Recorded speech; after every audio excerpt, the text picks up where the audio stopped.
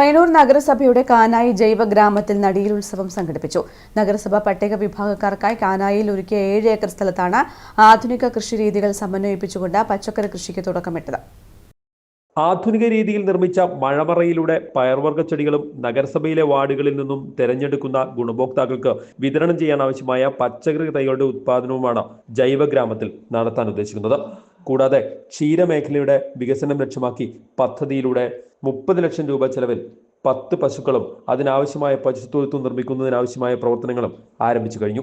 പച്ചക്കറി കൃഷിയുടെ ഉദ്ഘാടനം നഗരസഭാ ചെയർപേഴ്സൺ KV ലളിത നിർവഹിച്ചു.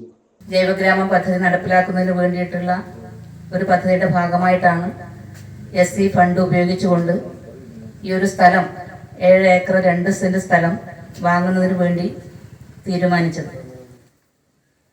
അങ്ങനെ ഈ സ്ഥലം വാങ്ങുകയും സ്ഥലം വാങ്ങിയതിനെ തുടർന്ന് ഞാൻ കേൾക്കാത്ത വഴികളില്ല.